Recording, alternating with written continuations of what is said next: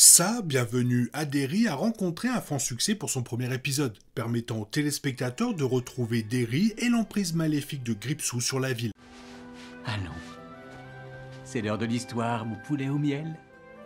On ouvre les petits volets. Cœur vaillant, œil sur la balle, on ne peut pas perdre. Le deuxième épisode, qui reprend juste après le carnage perpétré par le clown dansant au cinéma, continue de préparer le terrain pour une escalade de la terreur, et met en avant d'autres personnages. Mais il introduit également des éléments d'intrigue inquiétants, qui risquent de se retourner contre la série pour le reste de la saison s'ils sont traités avec autant de négligence.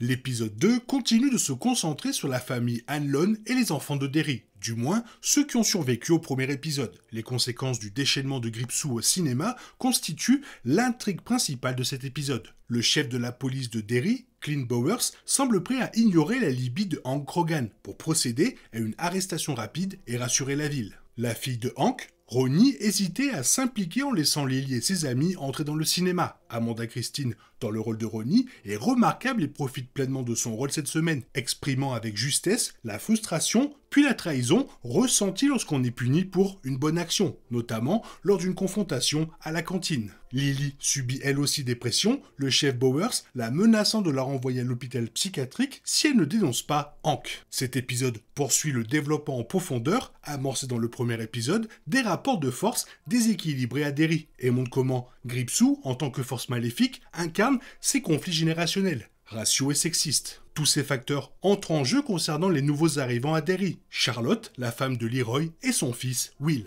Étant l'une des rares familles noires de Derry vivant dans le quartier chic, les Hanlon sont déjà la cible de regards en coin et d'intimidation de la part de leurs voisins et camarades de classe. Après une altercation tendue avec des bruits du quartier, Charlotte fait preuve d'une grande force de caractère lors d'une scène à table, où son style d'éducation plus doux heurte la mentalité de Leroy. De son côté, l'intelligence et la sensibilité de Will rappellent sans aucun doute le fils qu'il aura un jour, Mike Hanlon, membre fondateur du Club des Ratés. Il semble qu'il s'intégrera parfaitement à Lily et Ronnie, tandis qu'ils en apprendront davantage sur Gripsou au fil de la saison. On en apprend également beaucoup plus sur la nature de cette installation de projets spéciaux dont Leroy s'est renseigné la semaine dernière, et sur les limites que l'armée semble prête à franchir pour prévenir la crise des missiles de Cuba. Les explications du général Shaw concernant ses efforts et le véritable but de sa venue à Derry donnent l'impression d'une mise en place abrupte d'un ressort narratif auquel je suis très réticent à m'enthousiasmer. On a beaucoup parlé de la façon dont les films Ça de Muschietti ont coïncidé avec la popularité explosive de Stranger Things, qui semblait rendre hommage à ça de Stephen King plus que toute autre œuvre de l'auteur. De prime abord, ces développements plus teintés de science-fiction et la manière dont ils sont présentés ici donnent l'impression d'un serpent qui se mord la queue. Les créateurs de la série ont encore la possibilité de nous surprendre et de déjouer les attentes, mais l'exposition détaillée des objectifs de show à Derry pourrait bien se révéler un embellissement étrangement spécifique d'un concept horrifique déjà si malléable. Le général Shaw compte sur les capacités extrasensorielles de l'un de ses subordonnés, Dick Halloran, pour guider les recherches. Le deuxième épisode s'attarde davantage sur la personnalité de Dick que sur son don, et notamment sur la façon dont il utilise son statut précaire de protégé, véritable poule aux œufs d'or de Shaw, pour protéger les quelques autres aviateurs noirs stationnés sur la base. Shulk livre une performance remarquable, incarnant ce jeune Halloran avec brio, à l'instar des excellents Scatman Crothers dans Shining et Carl Lumbly dans Dr. Sleep. Tout en tempérant quelque peu la bravade de Dick, Shulk restitue parfaitement l'intensité et le respect du surnaturel que l'on attend du personnage. Bien que le deuxième épisode maintienne Gripsou dans l'ombre, il exploite pleinement la terreur lors de deux attaques. D'abord contre Ronnie, puis Lily, qui constituent les moments forts de cet épisode. L'épisode joue sur les insécurités de chaque fille avec un effet délicieusement effrayant. Ronnie passe une grande partie de l'épisode rongé par l'angoisse à l'idée que la police de Derry puisse soupçonner son père. Hank, du meurtre de Teddy, Phil et Suzy dans le cinéma qu'il dirige. La culpabilité qu'elle éprouve d'avoir laissé entrer ses amis, exposant ainsi Hank aux soupçons que la police s'emprête à lui faire porter, révèle un traumatisme chez Ronnie. Sa mère est morte en couche, et elle se sent responsable de cette tragédie et des difficultés que son père a dû affronter par la suite. Gripsou oblige Ronnie à revivre ce traumatisme de façon spectaculaire au cours d'une séquence d'horreur corporelle plutôt bien conçue. Les draps de Ronnie deviennent les parois d'un utérus qui se remplissent de liquide amniotique dans lequel Ronnie manque de se noyer avant d'être expulsé, pour ensuite être ramené vers la gueule béante et pleine de dents qui soufflent dans son ventre. Dans les films d'horreur, les scènes d'épouvante sont généralement conçues pour donner vie aux peurs des personnages, peurs que nous, spectateurs, connaissons déjà, afin de comprendre leur réaction. La scène de la chambre inverse ce principe. La manifestation de Gripsou pour Ronnie comble les lacunes de son passé et nous éclaire sur les motivations de ses décisions futures. Voilà une narration d'horreur efficace et concise, et sacrément répugnante en plus.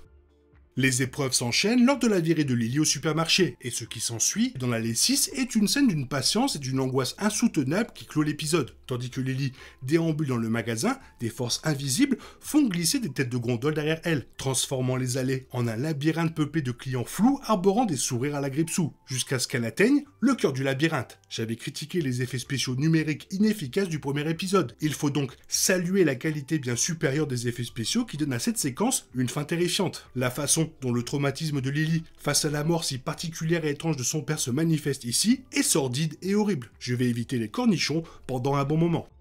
Le général Shaw avoue avoir orchestré l'attaque contre Leroy, révélant qu'il était important pour lui de le mettre à l'épreuve avant de lui faire confiance. Il espérait ainsi atteindre 2 objectifs. Vérifier sa loyauté et s'assurer qu'il ne divulguerait à personne les détails confidentiels de leur mission, et s'assurer qu'il était aussi intrépide qu'on le croyait. En refusant de livrer des informations confidentielles à ses agresseurs, même sous la menace d'une arme, Hanlon a prouvé son courage et sa loyauté. Cela a incité le général Shaw à lui faire confiance, expliquant pourquoi il a fini par tout lui révéler sur l'opération secrète. Le général Shaw révèle à Leroy Hanlon la vérité sur les raisons de sa mutation à Derry. Il explique qu'en raison des inquiétudes croissantes liées à la course nucléaire mondiale, ses hommes et lui tentent de découvrir une arme encore plus dangereuse. Il prétend connaître une entité inconnue enfouie sous Derry, qui se nourrit de peur. Bien que Shaw ne la nomme pas et semble même ignorer sa véritable nature, il fait clairement référence à Gripsou. Il espère que Leroy les aidera à isoler cet être afin de pouvoir ensuite exploiter son pouvoir d'instiller la terreur dans les nations ennemies. Dick Hallorann est présenté comme l'un des principaux artisans de l'opération. Sa mission consiste à déterminer l'endroit où les militaires doivent fouiller pour trouver ce qu'ils recherchent. Vers la fin de l'épisode 2, l'armée semble avoir trouvé l'endroit qui les mènera à Gripsou. À la surprise générale, ils découvrent plusieurs cadavres dans une voiture en creusant sur le site. Les cadavres font partie du gang Bradley et vous avez un aperçu de ce qu'ils ont vécu dans le générique de la série. Stephen King s'est inspiré du véritable gang Brady, dont les méfaits se sont produits dans les années 1930. L'auteur établit un parallèle avec l'embuscade mortelle dont le gang a été victime à Bangor, dans le Maine, mais il a ensuite changé le nom pour devenir le gang Bradley. Dans le roman, Norbert Keane, propriétaire de la pharmacie locale, raconte à Mike Hanlon la mort tragique des hors-la-loi à Derry. Cachés à Derry, les membres du gang se rendent chez Macken, un magasin d'articles de sport, pour acheter des munitions de chasse. Le propriétaire, Lal Macken, leur propose de commander ce qu'ils cherchent et leur dit de revenir plus tard. Toutefois, Macken, qui les reconnaît, leur tend un piège avec l'aide d'habitants. Plus de 50 personnes prennent leur voiture en embuscade et les abattent sous une pluie de balles. À la fin de son récit, Norbert Keane confirme avoir aperçu un clown dans la foule et s'étonne que cet homme, entre parenthèses, n'ait pas projeté d'ombre.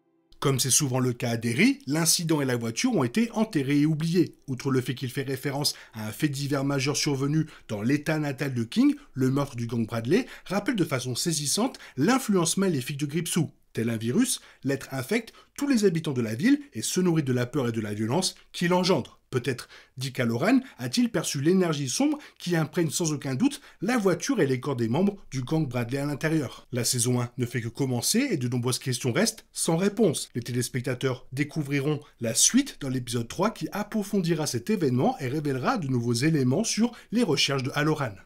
Les fans familiers avec les œuvres de Stephen King et ses adaptations reconnaîtront Dick Hallorann, personnage de Shining. Dans toutes les adaptations du roman de Stephen King, Hallorann possède un don rare. Bien que la signification de ce don ait évolué au fil des récits de l'auteur, il lui confère essentiellement une perception accrue du surnaturel. Dans sa Bienvenue à Derry, les officiers supérieurs de l'armée semblent être au courant du pouvoir de Dick Hallorann. C'est pourquoi il a été recruté spécifiquement pour aider l'armée à traquer Gripsou, afin de le contenir et d'utiliser ses pouvoirs. Le roman original de Stephen King, ça, n'explore pas en profondeur le séjour de Hallorann à Derry, mais la série HBO semble lui accorder une place plus importante ainsi qu'à son don.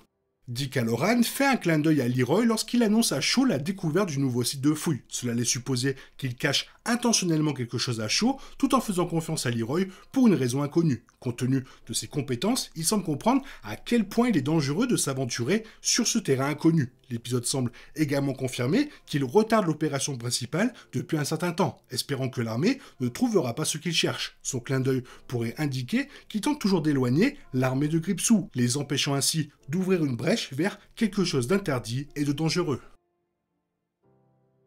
Très bon second épisode, je viens directement de jeter mes cornichons à la poubelle, comme ça on n'en parle plus. Sinon toi, qu'est-ce que tu en as pensé? Fais-le moi savoir dans la zone commentaire. Et bien sûr, très bon Halloween à toi. Et on se retrouve pour l'épisode 3 dans 10 jours. Bye bye. Il est impossible de compter sur les autres de nos jours, on est obligé de tout faire soi-même. Je me trompe? Rien de grave, j'avais tout prévu. Où va le monde, je vous le demande.